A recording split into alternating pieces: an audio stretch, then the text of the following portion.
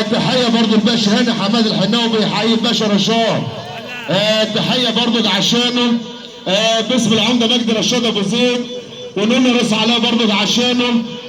تحيه جديد في جديد واول مره، وتحيه برضو الباشا هاني حماد الحناوي بيحييه ونقول له برضو عشانه